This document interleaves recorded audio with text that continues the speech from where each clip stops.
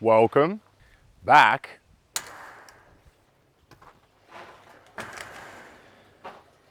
to Who Chose. Today on Who Chose, we're going to look at a bunch of systems that I've made before. I'm going to give you updates on the passive systems, the active systems, how I maintain them, and I've got some time lapses for you as well. So first of all, I'm going to show you a system that I basically don't touch. This system is the rain gutter grow system, and I refill it probably once every 3 weeks. It's unbelievable how little effort this system requires. It's just self-contained. I'm using it actually as a nursery for a lot of plants that I used in videos and whatnot. But even the plants that are longer term, the citrus is doing better than I ever dreamed. There's blooms all over all of the citrus plants. The only thing that I've had to do is weigh down the bases because the plants have gotten so large, or the trees have gotten so large, that the weight of the cocoa, even when wet, they tend to fall over in the wind. So I've just got some cinder block tops on the pot tops just to weigh them down to keep the entire plant from tipping. The turmeric's doing fantastically. It's getting to the colder months, so it will start to die back and I'll have a harvest very soon. The carrots are going amazingly. In fact, let's do a quick harvest. I've wanted to do this for ages, but I didn't want to do it without bringing you guys along for the ride. So these are the carrots that I planted a while ago. You can check out my previous update videos. Let's see what we've got. They've been in here well and truly long enough, and I'm surprised they haven't gone to seed, to be honest. I'll see if I can get you in a bit closer, because the fun is figuring out whether they're going to be big or not. Oh.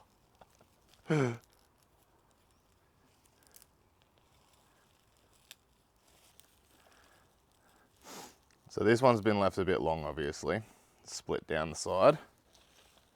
Oh, look at that one.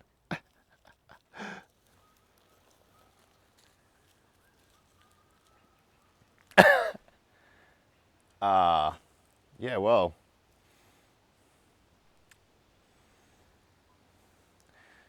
No comment.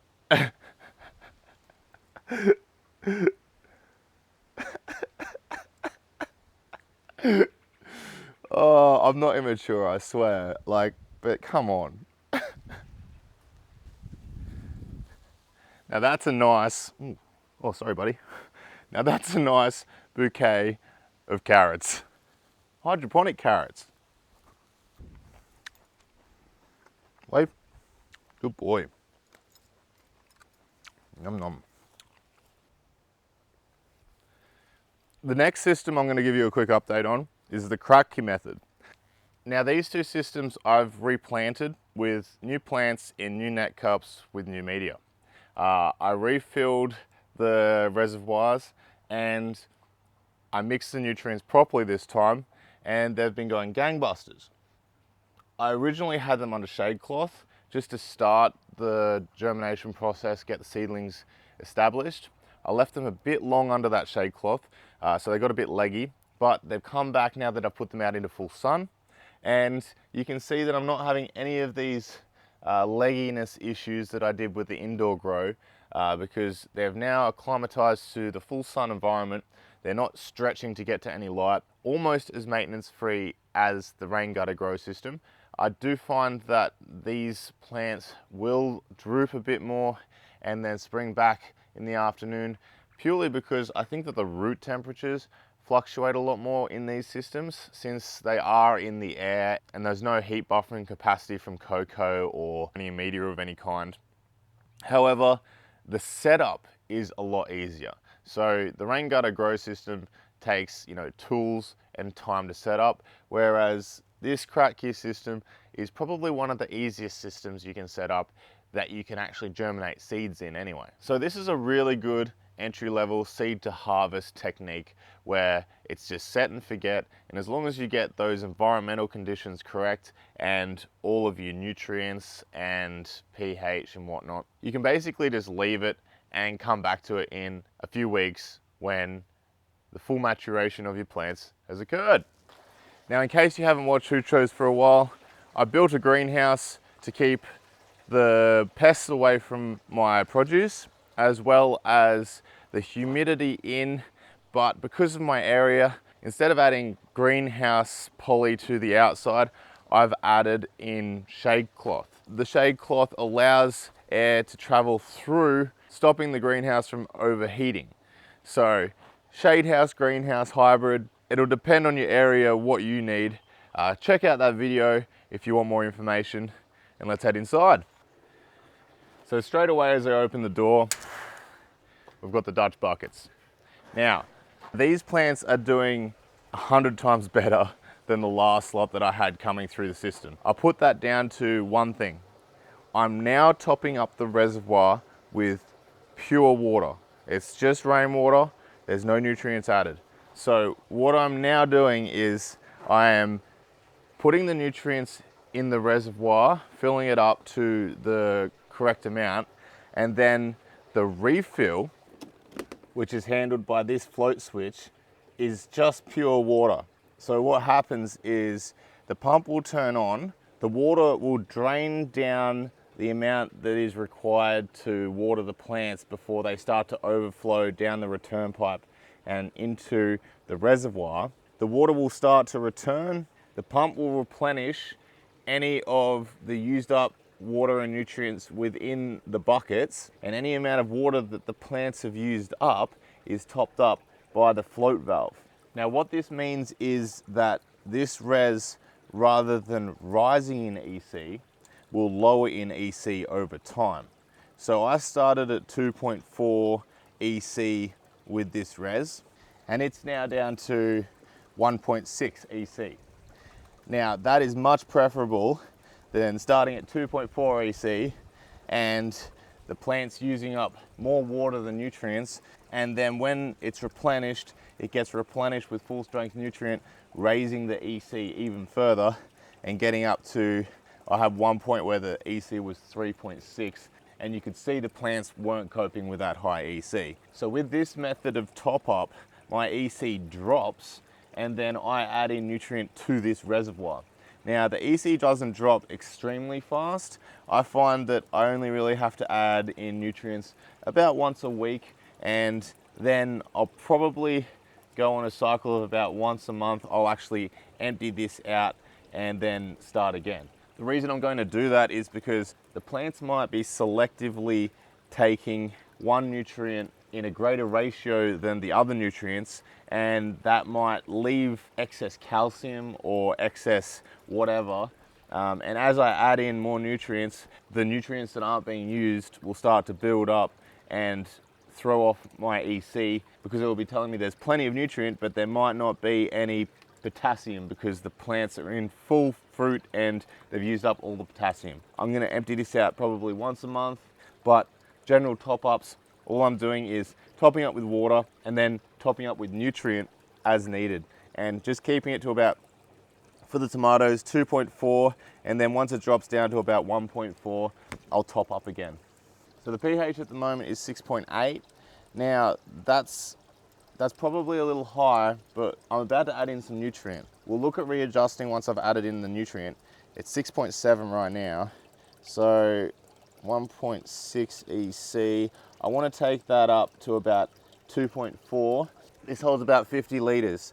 So I'll add in probably 20 grams of the NitroCal and the Diamond T, just to see if I can get it up to that 2.4. And I think 20 grams is about right, because it's usually 1 gram per litre. And if my rough maths in my head is correct, to get it up to the 2.4, it would be just under half 1 gram per litre. So I'm going to go with 20 grams for a 50 litre. You can actually see here that it's refilling with water, which is good. But what I'm going to do now is I'm going to turn off the pump just so I can mix it up, and then we'll turn it back on to get it circulating. All right, so this is 20 grams of the NitroCal and 20 grams of the Diamond Special T in hot water, mixed up, ready to go. We'll just add that in. Give it a stir. Okay, so it's flashing 2 2.4 and 1 2.8, so it's just above 2.4 EC, and that's fine. I'll turn the pump back on. We'll wash this through the system, and it should lower the EC because there should be enough low-level nutrient in the buckets themselves to bring that down. I'll just quickly check the pH. 6.5. Didn't even touch it. Perfect. While I turn the pump on, I'm going to show you the irrigation cycle that I'm running. So, if we have a look here, I've got the pump running at 6 a.m. for 15 minutes and 4 p.m. for 15 minutes. 2 times a day, only 2 times a day. I found that that's plenty enough. Now the reason I've got it at 6 a.m. is because I want the nutrients and water to be topped up for the start of the day, so that when the sun comes up, they've immediately got access to those nutrients and water. And I want them to run through and almost dry out the nutrients by the time the end of the day comes around. And I top up for the night at 4 o'clock. Now I'm not sure that that's like accepted practice. I had it at 1 irrigation a day and it didn't seem quite enough. I had some drooping by the time the morning came. So I added in the 4 o'clock irrigation, and it seems to be doing well. I mean, the plants are loving it. So that's my irrigation cycle. If yours is working, stick with yours, but yeah, 2 times a day. Now I'm just gonna force irrigate right now. So the pump's on, we're getting some circulation in the system already. It's already topped up because I had the pump running before, but this should bring that EC down from 2.6 to 2.4, I'm hoping. While we're waiting for the EC to drop, I wanna show you the plants. Plants have been going so well. I've been training these plants the same way that I did in the first Dutch bucket tomato training video, except I've switched to using both tomato clips and this contraption here, which is a tomato tape gun. Now how it works is the tape automatically feeds out. You wrap the tape around both the string holding the tomato and the tomato stem. You clamp it, it cuts the tape and staples the tape as well so that it holds the plants up. This is just a cheap $40 eBay buy. I'll link the one that I purchased in the description. I'm not saying that it's going to be a great product. I haven't used it that much, but it works well for me. To prune the tomatoes, I've been removing the lower branches, probably not enough, and I have no idea how I missed this sucker, but I've been removing the suckers as well. Like, you should not let them get to that size. Now I'm still learning all these techniques, so if you have any pointers, please let me know. But it seems to be doing all right. I'll show you some of the tomatoes I've got on the plants. So the tomato variety, I'm pretty sure, is beefsteak, and I'm getting a heap of tomatoes forming. So these are the seeds that I saved from one of the tomato varieties that I really, really loved from the previous NFT system. They end up this really rich burgundy red underneath with this dark green going into light green purple on top, and it's beautiful. I can't wait to show you, and I wish I could give you a taste, but they taste amazing. All right, so that's been running for a little bit, and we're down to double flash 2.4 to 2.0, so that's about 2.3 EC. Hit the nail on the head. Fantastic. And 6.5 pH. Fantastic. I don't usually get things right, but when I do, I'm really smug about it. All right, I'm gonna turn that pump back to regular irrigation cycles, and we'll have a look at the NFT. And have a look at the growth in this system. I've been blown away by the productivity of NFT ever since I first dabbled in it.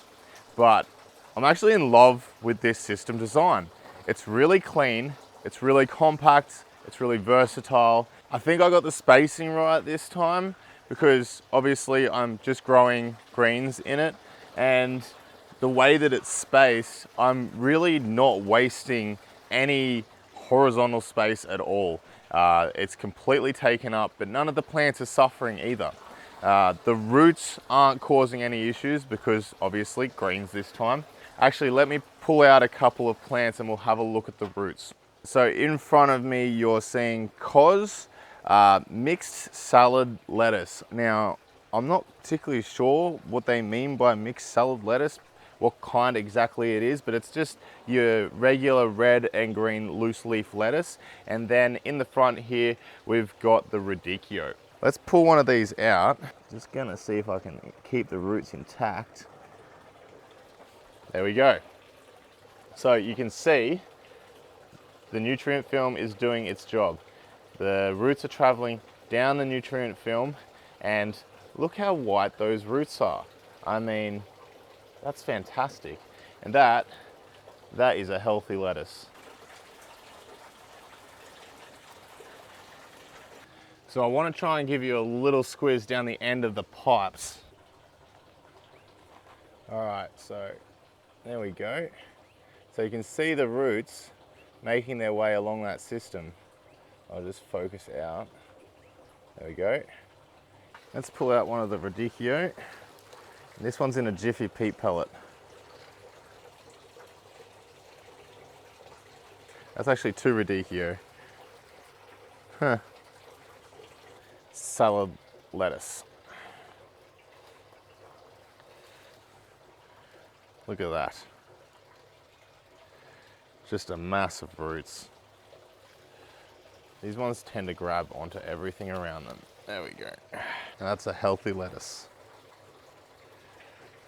And as you can see, I've been harvesting them somewhat. The nutrients in the NFT has been a little bit strange. To start with, I found that the nutrients and the water were being used up at different ratios. The water was being used up a lot faster than the nutrients, so I ended up having to top up the water, which is fine. And then the nutrients started to drop. The pH stayed the same throughout all this, and now towards the end of the grow cycle of the lettuce, both the water and the nutrients have leveled off. So I started at 1.5 EC, and now the nutrients and water are being used at the same rate, which is fantastic. So the EC's at 1.2 EC, and I haven't tested the pH yet, so this should be interesting. And the pH is just sitting at 7. So a little bit high for what I'd like it, but the plants are fine at the moment, so I'm just gonna leave it until that nutrient needs to be topped up, because it is a little low, but I won't be topping it up for a few more days. And when I do top it up, that pH will drop down with the nutrient. So if you haven't already, I've done a video on how I made this system. Now, I have done a video before on how to make an NFT, so if you skipped over it, that's understandable, but it does contain a lot of information specifically about the nutrients that I'm using in this system. Essentially, the nutrients I'm using is the Diamond Special T. Instead of at a rate of 1 gram per litre for both the NitroCal and the Special T, I'm using a rate of 1.5 grams per litre for the NitroCal and 1 gram per litre for the other micronutrients. That's gonna give you an EC that's way too high for lettuce. So what you'll then have to do is dilute it back down to the EC that you want. So once you've added in your nutrients to your reservoir, which I also go through in that video about how to make this system and the proper way to add nutrients to the system by mixing them in hot water separately, you then dilute those nutrients down to the EC that you require for the specific plant that you require. Now, not all leafy greens are gonna be, 1.5 EC, but you just dilute it to the recommended EC for those plants. And I've extended the system. So just copy and paste what I did over there, over to this side, and doubled the output of my NFT. In the foreground here, we've got the PET water bowl autofill hydroponic system, and these pickling cucumbers are doing fantastically. The cocoa that I used in these wasn't a hydroponic grade of cocoa, so I am getting a little yellowing of the leaves I'm pretty sure that the pH isn't right in this cocoa. It's definitely not wicking as well as the hydroponic grade of cocoa. So I would recommend highly that you use a hydroponic grade of cocoa when you're using cocoa in hydroponics, because it is pH balanced. It is washed of all mineral salts. It's just a more reliable and evenly balanced starting media. So, lesson learned, even though I'd learnt the lesson before, but you can learn from my mistakes. So I don't know if you've noticed throughout the filming of this episode, but there's a time-lapse camera up in the corner filming both the NFT and the Dutch buckets. So, as promised, here's the time-lapse. Happy hydroponicking, and I'll see you next time on Who Chose.